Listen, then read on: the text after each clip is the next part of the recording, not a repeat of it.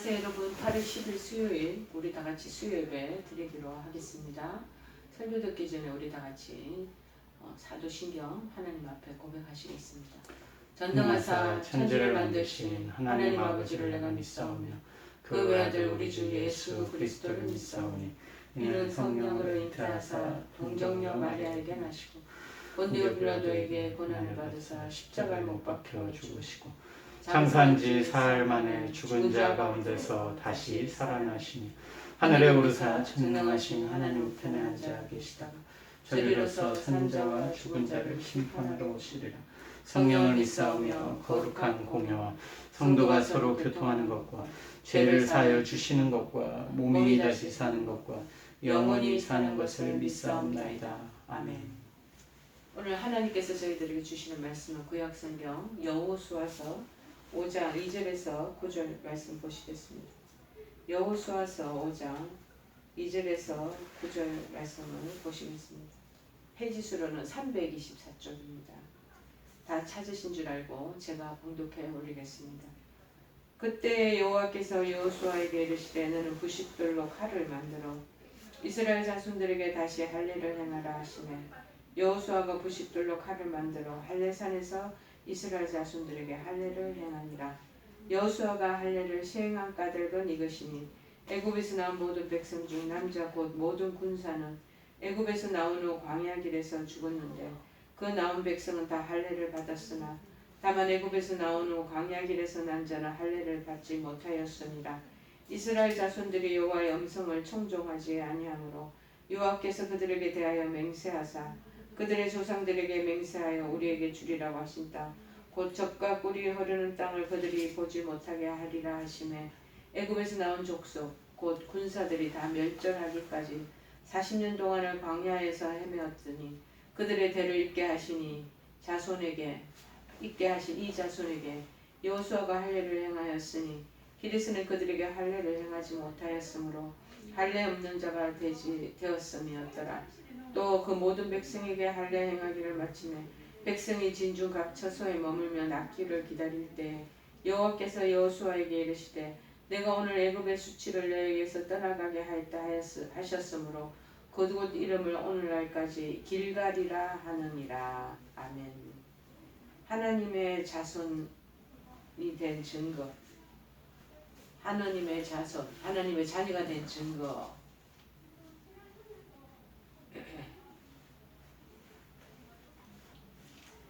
오늘 2절 본문 2절 말씀은 그때에 이렇게 나와 있습니다. 그때는 어느 때를 얘기하냐? 요단강을 건너고 난 후 이스라엘 백성들이 길갈에다가 장막을 쳤어요. 그러니까 지금 얘기하면 텐트를 쳤다라는 것이죠. 그 당시 몽민족이었죠, 이분들이. 그래서 가나안 족속들은 그로 인해서 낙담하였을 때를 가리킵니다. 5장 1절의 내용이죠.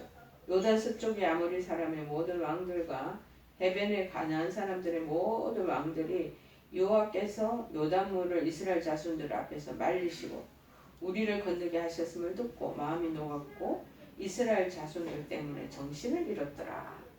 그러니까 요단강 서쪽에 있는 그 해변의 가나안 사람의 모든 왕들이 이스라엘 백성들이 여호와를 진두지휘받아서 여호와의 그 능력 아래서 주변의 나라들을 다 물리치고 넘어오게 됐다. 자기네들이 간담이 선을 하고 지금 모든 사시나무 떨듯이 쉽게 얘기하면 정신을 잃을 정도라는 거예요. 그때 부싯돌로 칼을 만들어. 그들이 그렇게 놀래서 무서워할 때 오히려 부싯돌로 칼을 만들어. 그러니까 돌칼을 만들어라 이 뜻이죠. 그래서 이 가나안 정복기 그 당시에 BC 1405년에서 1390년도 그 당시에 사람들은 주로 문화가 어떤 문화냐면 정동기와 철기 시대의 혼합 그런 시대였다라는 것을 얘기합니다. 그러니까 돌로서 모든 도구를 사용했고 연장을 사용했는데 무기를 사용했는데 쇠가 들어오면서 철기 문화도 같이 어우러지게 된 거예요. 그런데도 철기 문화, 쇠를 사용하지 말고 돌을 사용해서 할례를 행하도록 그렇게 한 것입니다. 왜 그러냐? 그 이유가 있어요. 하나님께 드려지는 것에는 쇠를 사용하지 못하도록 되어 있어요. 그 당시 율법의 그 내용에 보면.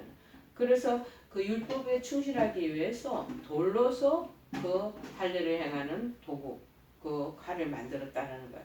그에 대한 증거가 어디 있냐면 출애굽기 20장 25절에 말합니다. 내가 내게 돌로 제단을 쌓거든 다듬은 돌로 쌓지 말라.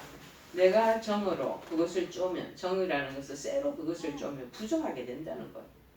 그 당시 쇠를 사용한다는 것이 그 당시 믿음이 없는. 그래서 돌로 순수하게 하나님 앞에 연장을 바치고 그 다음에 제사를 드리는 그 모든 도구를 써야 되는데 쇠 사용하는 것을 금지됐다는 거예요. 신명기 27장 5절에도 이렇게 나와 있습니다. 또 거기서 너희들 내 하나님 여호와를 위하여 제단 곧 돌단을 쌓되 그것에 쇠 연장을 대지 말지니라. 쇠를 연장을 대면 안 된다라고 명시되어 있어요. 그리고 여호수아서 8장 31절에도 이에 유사한 내용이 적혀 있더라고요. 보면은 이는 여호와의 종 모세가 이스라엘 자손에게 명령한 것과 모세 율법책에 기록된 대로 쇠 연장으로 다듬지 아니한 새 돌로 만든 제단이라. 무리가 여호와께 번제물과 화목제물을 그 위에 드렸으며 쇠로 만든 연장이나 그 다음에 그런 제단을 만드는 걸 금지사항 율법 조항이에요. 따라서 여기서 할례는 뭐냐니까 하나님께 대한 그러한 율법에 적혀져 있는 그 내용대로 그대로 이행하면서 헌신하고자 하는 그 의미가 강하게 부각되고 있다는 것을 이 돌 연장을 통해서 알 수 있습니다. 그래서 다시 할례를 행하라. 이 할례를 행하다라는 히브리어는 슈브라고 얘기하는 거예요. 향하고 있던 쪽에서 반대쪽으로 돌리다라는 뜻을 내포하고 있는데 이 본절의 의미는 뭐냐면은 이미 받은 사람이 할례를 다시 한번 더 밟는다는 의미가 아니라 이전에 행해왔던 그 할례를 잠시 중간에 그것이 시행되지 못하는 그 할례 행위를 다시 시행하라고 지금 얘기하고 있습니다. 출애굽 당시 모든 백성들은요 율법에 따라 다 할례를 받았다는 겁니다. 할례를 받았는데 광야에서 생활을 하는 동안은 그들이 모두 1세대가 다 죽어버리고 연세가 많고 그 다음에 세월이 많이 지나니까 다 돌아가셨는데 그 다음에 그들의 2세들이 후손들이 나오는 거예요. 후세들은 5절에 보니까 할례를 받지 못해.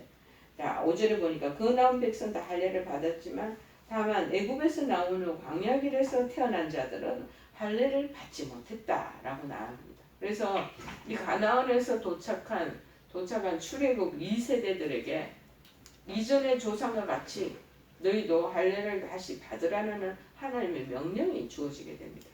이 할례라는 건 여러분도 다 아시다시피 남자 성기의 표피 맨 끝부분을 잘라내요.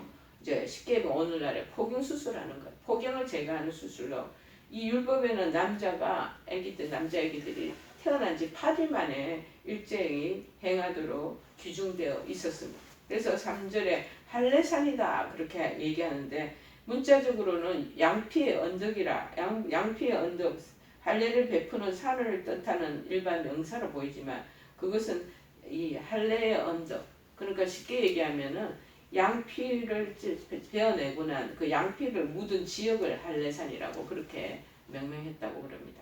4절에는 백성 중에 남자 곧 모든 군사 이스라엘 남자들은요 그 당시 한 20세가 되었어야 성인이 될 때야 비로소 한 인격체 및 책임 있는 인간으로 대접을 그 당시는 받았다는 20세 이상의 남성들. 그래서 이스라엘의 백성 구성원으로 인정을 받은 것 같습니다. 그때부터 이 사람들이 해야 될 것은 뭐냐? 가족을 보호할 책임을 맡고 그 다음에 병역의 의무를 담당했습니다.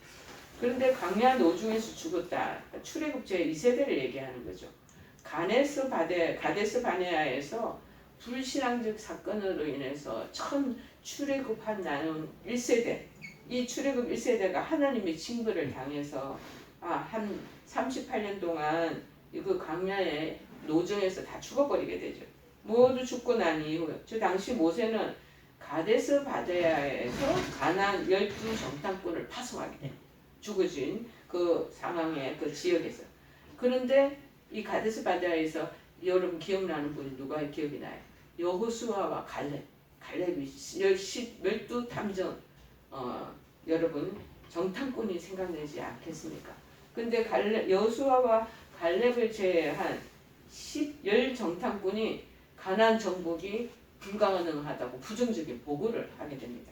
그러자 백성들이 반응이 바로 즉각적으로 나오잖아요. 뭐냐면 막 모세를 원망하면 우리 애굽에서 탈출을 왜 시켰냐? 우리 노예로 살던 그 시절이 좋았다. 너 때문에 우리가 이제 이렇게 다 죽게 되었고 또 가나안 땅이 젖과 꿀이 흐르는 좋은 땅이라고 그랬는데 거기 전부 다 우리보다 왕성한 그러한 사람들로 채워 있어서 아차 잘못하면 우리 가나안 전쟁에 들어가지도 못하고 거기서 우리 전부 다 죽음을 당하게 될 건데 왜 처음에 우리를 끌어냈냐 하고 지도자 모세에게 막 원망을 합니다. 그런데 이때 이제 하나님의 진노를 받게 되죠. 이 여호수아와 갈렙의 긍정적인 그 보고를 듣기보다도 부정적인 보고에 사람들이 솔깃하는 거예요. 그건 저는 충분히 이해가 돼요. 이 미래의 사건에 대한 우리가 예측을 하기가 어렵잖아요. 그러면 사람들이 결국 그 두려움과 염려와 근심으로 쌓이게 되거든요. 앞으로 나아가는 일들이 환하게 투명하게 보면 얼마나 좋겠습니까? 그런데 이 부분에 대한 불투명한 일들이 많이 배제되어 있기 때문에 그 악에 펼쳐져 있다는 걸 마음에 품으니까 너무나 두려운 거예요. 두려우니까는 이제 그 모든 원망과 탄식 그리고 화살을 모세에게 다 돌립니다. 하나님에게 니네들 끝까지 나를 38년 동안 9년 동안 그 광야생활 한 거 내가 먹이고 입히고 너희들 그렇게 한 거 경험하지 못했냐? 근데 이 마지막 노선에서 너희들 이렇게 불신하는 마음으로 지도자인 모세를 너희들 원망하느냐? 그래서 다 그 사람들이 나중에는 가나안 땅에 들어가지 못하는 그런 노를 범하게 되잖아요. 이 상황을 얘기하는. 그래서 도중에서 5절에 보니까 노중에서 난 데는 할례를 받지 못하다. 그러니까는 광야 생활 도중에서 태어난 아이들은 뭐 쉽게 얘기하면 20세 미만의 아이들이 아니었겠습니까? 후세대죠. 후세대. 가데스 사건 이후에 태어난 자들을 가리킵니다. 할례는 그 당시 애국 사람도 다 많이 행했다고 그렇게 얘기하는 그 정도의 그 당시 풍속이었다는 거예요. 그런데 시내 광야에서 두 번째 유월절을 지킬 때 그동안 할례 받지 못한 모든 사람들이 일괄적으로 할례 받을 그때 그 상황이었습니다. 왜냐하면 하나님은 이스라엘이 분명히 하나님을 배신한다는 것을 잘 알고 계셨어요. 그래서 아브라함과 하신 약속을 다 무효화시키는 거예요. 그에 따라 언약의 표징이었던 할례가 그래서 38년간 딱 중단되었던 그 상황을 말합니다. 그래서 6절에 보면 청종치 아니하므로 하나님 말씀 듣지 않고 배척했다는 말이에요. 백성들이 모세를 대적하여 일으켰던 가데스 바데아의 폐역의 사건을 잘 여기 말해주고 있죠. 열조에게 맹세하여 그러니까 선조들 조상들을 의미하지 않겠습니까? 그러니까 이스라엘의 조상이 누구예요? 아브라함과 이삭과 야곱들을 가리키지 않겠습니까? 근데 젖과 꿀이 흐르는 가나안 땅이 비옥하다는 것을 그 당시 표현으로는 젖과 꿀이 비옥한 흐르는 땅이다. 실제적으로 이 가나안은요 초복의 꽃 이런 것들이 풍성했다. 그리고 자연적으로 그린 베스트 목축 잘 될 수 있는 그런 아주 푸른 풀밭이 아주 그게 풍성했다는 것. 그래서 또한 꽃이 많으니까 뭡니까? 꿀을 얻기도 쉬웠다. 그러니까 젖과 꿀이 흐르는 땅이라는 것. 자, 그런데 다 멸하기까지 이제 청종치 아니었기 때문에 결과가 뭐냐면 이스라엘 제1세대는 전부 다 완전히 끊어졌다. 멸망되었다라는 것이. 그래서 7절에 뭐냐 대를 잇게 하신 이 자손. 여기서 이 자손 뭐냐면은 1세대는 모두 광야에서 죽게 하심으로 그들을 징벌하셨지만 이제 출애굽 당시에 20세 미만의 어린 아이들 얘네들이 이제 자손들이 또 새로운 광야에서 태어난 새 세대들 이들이 가나안 땅의 주인으로 하나님이 삼고자 그렇게 그들의 주인공 역할을 하기 위해서 그들을 징표로 할례를 행하도록 한 것입니다. 한편 이것은 아브라함과 맺은 그 계약이 그것이 다시 중간에 1세대가 죽어 전부 다 멸망케 함으로 없으신 것이 아니라 다시 회복시켜 주신다는 것을 의미하는 것이죠. 그래서 하나님과 다시 2세대인 이스라엘과의 관계가 다시 정상화되었음을 의미합니다. 그래서 할례 없는 자가 되었음이니더라. 할례의식은 하나님의 백성된 그러한 외적인 증거예요. 얼마 전에 저희들 이 코로나 사태에도 일주일 전이죠. 임종전 지금 담양암을 앓고 계시는 한우가 세례를 받은 적이 있습니다. 자, 그것이 저는 영적인 할례 의식이 아닌가 그렇게 말씀드리고 싶습니다. 하나님 언약에 이제 참여할 수 있는 표가 되는 것. 그리고 이제 그 표피를 절개하는 것은 정욕 제거의 상징을 얘기합니다. 우리 육신의 삶대로 살아가는 사람들, 정욕과 욕망이 난무한 사람들입니다. 따라서 할례가 없다라는 것은 하나님이 없는 백성이라, 하나님에 대한 표징이 없는 사람들이라, 하나님의 언약과 관계없는 사람, 그 사람들을 얘기하는 것이 아닙니까? 그러니까 당연히 하나님 언약에 참여하지 못하는 백성이 된 거죠. 우리는 세례받고 난 이후에 하나님의 언약 백성으로, 하나님의 자녀로 다 인침받은 줄을 믿습니다. 그리고 적과 꿀이 흐르는 가나안 땅, 언약의 땅에 들어갈 수 있는 그러한 우리가 징표를 얻게 되는 것입니다. 그래서 8절에 할례 행하기를 피라매, 그 당시 할례 받은 숫자는 대략적으로 한 70만 명 가량이라고 말합니다. 이 숫자는 두 번째 인구 조사를 다 근거로 한 것이라고 구약학자들은 말합니다. 즉 인구 조사 당시에 20세 이상의 남자 성인은 한 60만 명 정도라. 60만 1,700명 이렇게 된대요. 그래서 20세 이하를 합한 남자의 수를 한 100만 명으로 볼 수 있다라는 것이죠.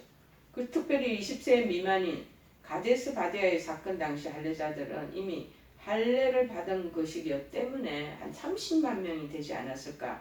그래서 이제 할례 대상자는 한 100만 명 중에서 70만 명이 대상자라는 것입니다.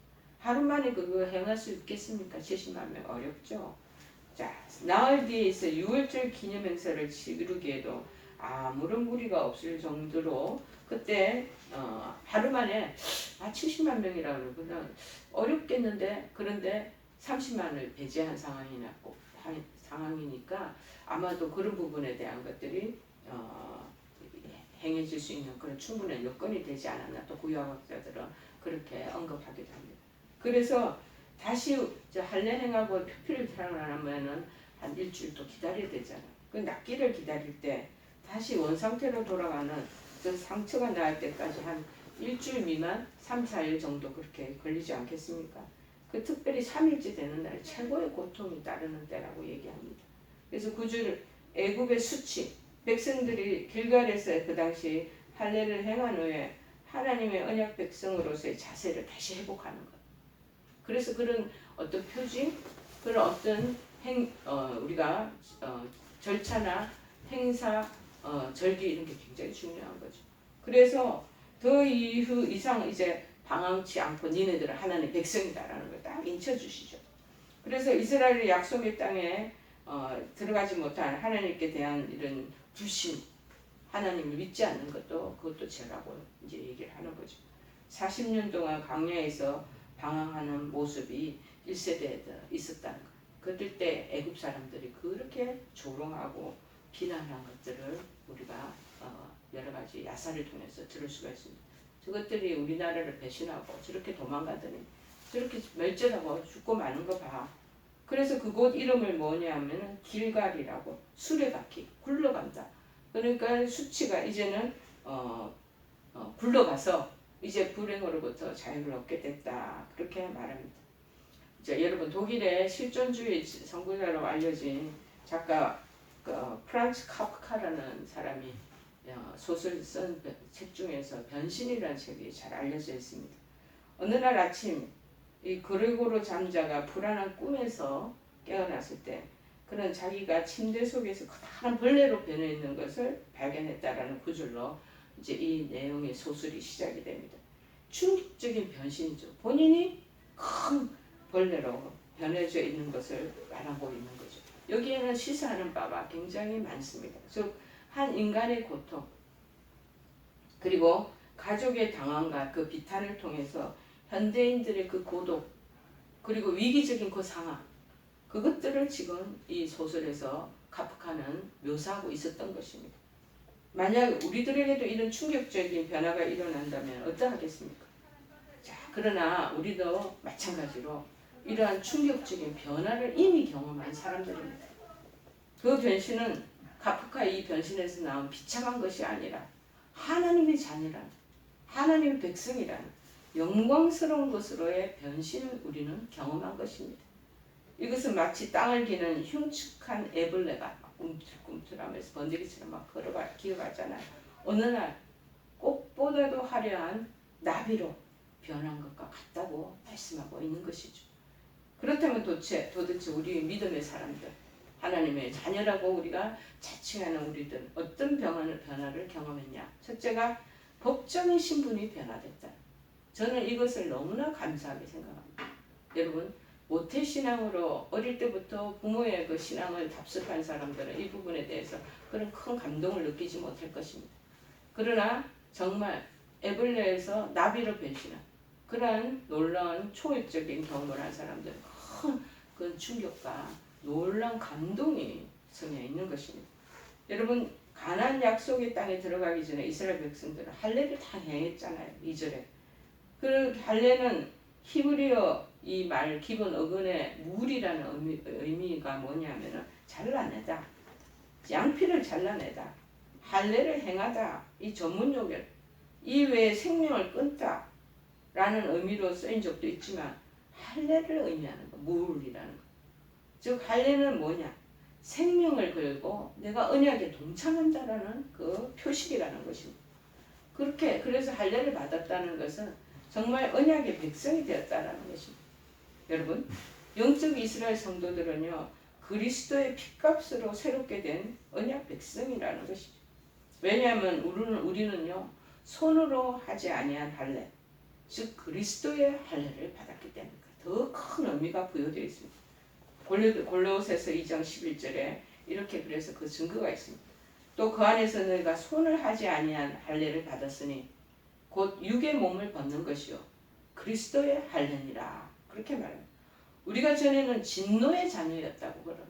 할례받기 영적인 그리스도의 자녀로 인침받기 전에는 이제 진노를 받아서 애굽의 1세대 거기서 출애굽한 이스라엘 백성들 1세대가 전부 다 바데스 가데에서 그 진노를 받아서 젖과 꿀이 흐르는 가나안 땅에 들어가지 못한 것처럼 우리는 육신의 자녀였고 그 다음에 세상의 사람이었고 그러니까 마귀의 자녀였어요. 자, 그래서 에베소서 2장 3절에는 이렇게 기록합니다. 전에는 우리도 다 그 가운데서 우리 욕심을 따라 지내며 육체와 마음에 원하는 것을 하여 다른 이들과 같이 본질상 진노의 자녀였더니 그렇게 말합니다. 자, 이제는 그리스도로 말미암아 하나님의 자녀가 되었다고 요한복음 1장 12절에 말합니다. 그래서 우리가 하나님 자녀로 우리의 입에서 하나님을 뭐라고 얘기하냐면 아버지라고 얘기할 수 있는 특권을 얻을 수 있다는 것입니다. 여러분, 아주 세상에 살인범이 대통령의 양자가 되었다. 너무나 세상이 떠들썩하지 않겠습니까? 그런데 우리의 법적 신분의 변화가 진노의 자식에서 이것과 비교할 수도 없을 정도의 이제 하나님의 친자녀로 저희들이 인침받았다는 것. 그래서 하나님이 우리의 아버지가 되었다는 게 이게 놀라운 사실이 아니에요. 법적 신분이 변화됐다는 사실이죠. 두 번째는 뭐냐? 이제는 법적인 죄를 지은 우리 범죄의 행각에 있던 그러한 호적의 기록을 가졌던 우리들이 영적인 호적의 기록을 가졌던 우리들이 이제는 그 죄를 정해진 그 속에서 해방이 되었다라는 것입니다. 이 수치에서 해당하는 히브리어는 헤르파라는 그런 비난하고 모독하다, 비난을 받을 만하고 치욕과 모욕을 받을 만한 그런 우리 수치를 가졌다는 것. 그런데 하나님 백성이 되면 우리의 수치를 굴러가게 한다. 길갈에서 굴리는 것처럼 굴러가게 하셔서 수욕과 비난함으로부터 우리를 보호하신다라는 의미를 말했습니다. 그래서 바울은 이렇게 선포한 것을 기억할 수 있습니다. 로마서 8장 1절 2절에 말하죠. 그러므로 이제 우리 그리스도 예수 안에 있는 자에게는 결코 정죄함이 없나니 이는 그리스도 예수 안에 있는 생명의 성령의 법이 죄와 사망의 법에서 너를 해방하였음이니라. 그렇게 말하잖아요. 그렇습니다. 우리 허물이 우리의 죄악이 다 사함을 용서를 받고 죄가 가려움을 받았다는 것. 덮임을 용서의 그 은혜의 은총의 긍휼의 놀란 하나님의 은총을 우리가 그 큰 보좌에 덮어졌다라는 것. 누가 우리를 정죄하겠냐? 하나님이 인정을 해주는데 누가 우리를 손가락질하며 비난할 수 있겠느냐 하는 것이죠. 이와 같이 우리가 예수 그리스도를 믿는 순간 우리에게는 엄청난 변화가 있게 되는 것입니다. 오늘 아침에 임종 처치실에서 계시는 또 세례받은 담당하시는 성도를 찾아뵀습니다. 이전에는 그냥 하나님의 백성도 아니고 하나님의 그 영원한 진노에서 벗어날 수 없었던 분이 세례를 받고 난 이후에 기도할 때 하나님의 자녀인 사랑하는 이 한우를 위해서 기도합니다. 이런 고백이 나오잖아. 이제는 성도, 거룩한 성자, 믿을 도자, 믿음의 무리들, 그 성도의 반열 안에 들어가게 되지 않았겠습니까? 여러분, 법률적인 표현을 빌린다면 민법상으로는 죄의 종에서 하나님의 자녀로 변화하는 것. 그리고 형법상으로는 어느 누구도 고소할 수 없는 이제 무죄의 신분이 된 것입니다. 당신은 이 변화를 받으셨습니까? 여러분 어떻습니까? 정말로 이 사실을 받아들이시고 믿으십니까? 우리가 그리스도 안에서 새로운 피조물이 되었으며 이제 영원한 사망에서 생명으로 옮겨졌다는 것을 확신해야 될 줄 믿습니다. 정말 이 사실을 믿는다면 우리의 삶이 달라져야 되는 것이 너무나 마땅하죠. 조금 전에 그래서 그 한우를 처치실에서 기도하면서 제가 간절히 하나님 영혼의 그 생명 구원의 그 은혜 안에 옮겨주셨으니 고맙습니다 하니까 한우가 막 지금 비몽사몽간에서 아멘 그렇게 얘기를 하더라. 얼마나 감사할 일입니까? 하나님이 이제 자녀가 됐다는 것. 그러면 뭐냐? 하나님의 자녀다운 삶을 살아야죠. 하나님 자녀 됐다라는 그걸로 끝을 내면 안 돼. 많은 사람들은 하나님 자녀 됐어. 나는 됐어. 이제 통과됐어. 그거 하나로만 만족하고 사는 분이 얼마나 많습니까? 중요한 거는요. 그 다음 단계. 하나님의 자녀다운 삶을 살아내야 된다라는 것입니다. 자, 그래서 요한복음 8장 10절 11절에 말합니다. 음행 중에 잡혀온 여자에게 나도 너를 정죄하지 아니하노니 가서 다시는 죄를 범하지 말라. 돌팔매질 맞아야 마땅하여. 그 당시에 가늠한 여인에게 예수님이 말씀하신 것. 이젠 죄 짓지 말고 살아라. 누구에게? 우리에게도 지금 얘기하고 계시. 니네들 이제는 죄에서 니네들 다 해방시켜 주었잖아. 이제는 자유롭게 살 때 그 자유가 너의 무력과 너의 정욕을 누리기 위한 자유로 살면 안 돼. 하나님의 영광을 위해서 하나님 기뻐하시는 그 뜻을 따라 사는 것이 마땅한 거야. 그래서 죄짓지 말아야 돼 하고 우리에게 권고하고 계시는 것입니다. 이것이 바로 영광스러운 변신을 경험한 저와 여러분의 자세가 되어야 될 줄 믿습니다. 하나님의 자녀로서의 삶, 그 자세가 어떠한 건가를 오늘 이 갈례를 통한 본문의 말씀을 통해서 우리가 알아봤습니다. 오늘 말씀을 다시 상기하면서 여러분의 현재 신분을 잘 음미하시고 기억하시며 정말 하나님 기뻐하시는 그러한 성도의 변화된 삶을 살아가는 여러분 되시기를 간절히 축원해 드립니다. 421장 찬양하시겠습니다.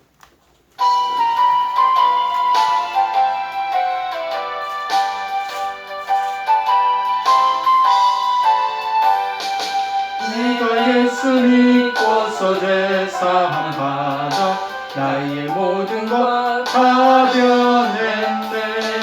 지금 내가 가는 길 전국길이요 주의 피로 내 죄가 씻겼네. 나의 모든 것 변하고 그 피로 구속 받았네. 하나님은 나의 구원 되시오니 내게 정죄함 없겠네. 주님 밝은 빛 되사 어둠에 치니 나의 모든 것 다 변했네. 지금 내가 주 앞에 온전케 되는 주의 공로를 의지함일세. 나의 모든 것 변하고 그 피로 구속 받았네. 하나님은 나의 구원 되시오니 내게 정죄함 없겠네. 내게 성령이 임하고 그 글씨 살아 나의 맘에 가득 채우며 모든 공포 내게서 물리치시니 내 맘 항상 주 안에 있겠네. 나의 모든 것 변하고 그 피로 구속받았네. 하나님은 나의 구원 되시오니 내게 정죄함 없겠네.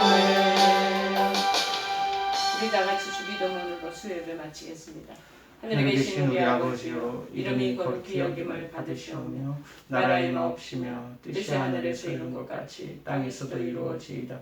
오늘날 우리에게 일용할 양식을 주옵시고 우리가 우리에게 죄 지은 자를 사하여 준 것 같이 우리의 죄를 사하여 주옵시고 우리를 시험에 들게 하지 마옵시고 다만 악에서 구하옵소서.